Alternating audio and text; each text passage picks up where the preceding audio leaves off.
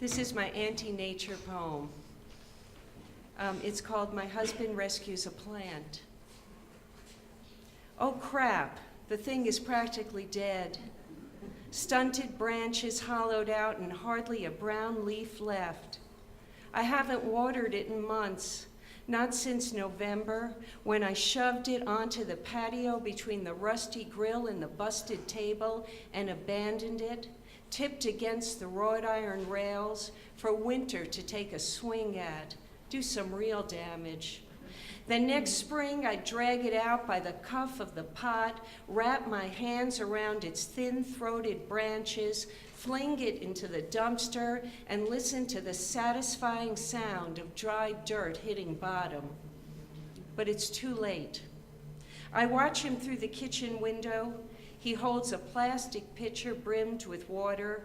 His lower lip is pushed out, eyebrows locked with worry, as he administers small sips onto the parched soil. How tenderly he moves his hands over the limp body, his fingers feeling the bark, a blind search for buds of growth. And now he pushes his face right into the last of the blighted leaves, and I just know he's murmuring something sweet. Thank you.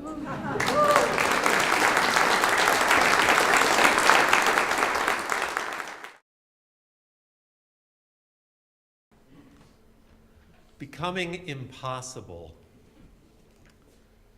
I wish it had something to do with reason, with a degree of difficulty, but no, it started with my walk on water trick. Not that I meant to copy one of the Christ's most cited miracles, but I thought it a good compromise start for my real goal of walking on air. Also, I learned to bend light around my body so your eye never receives my image. Really, it was as easy as learning the mariner's manual of knots.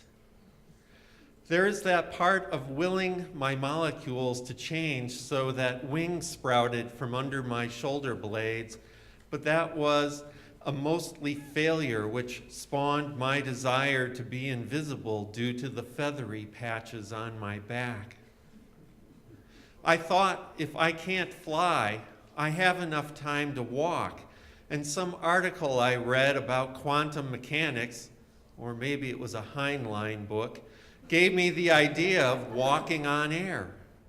It has something to do with my roadrunner mentality and the successful assertion of ignorance in the meaningful accomplishment of what might otherwise be considered impossible.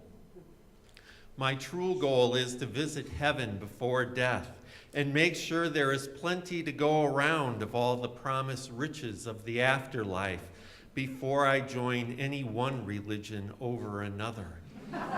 Thanks.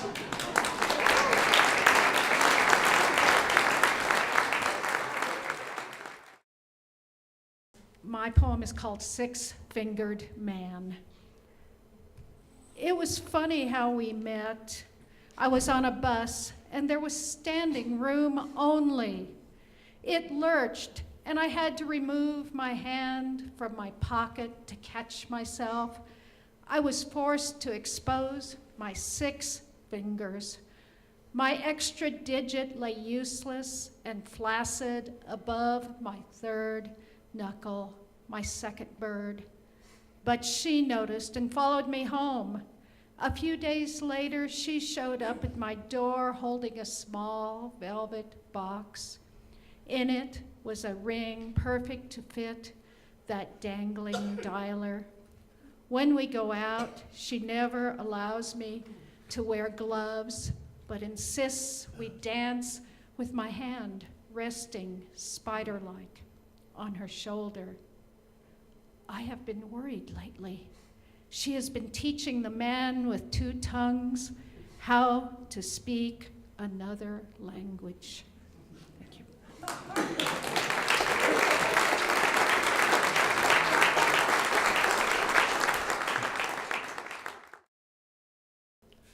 I am walking dead today, mother of 6, 3 taken away.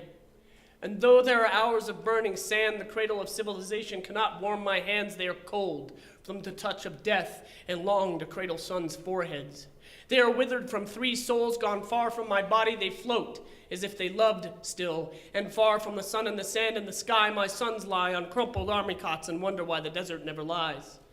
I am walking dead today. All my hands can do is pray.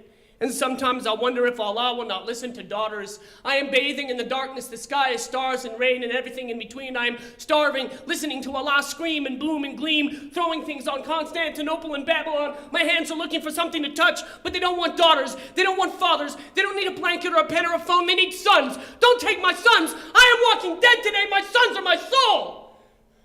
But Islam's sons are lined up like grains of sand.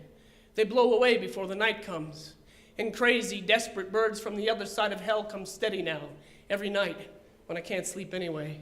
They drop wind and word and nothing for nothing, and sons, they send no word of aliveness or grief. They say no prayers to their mothers. They send nothing home unless ashes and letters with news. Not of heroism, heat, and death, only villains and victims.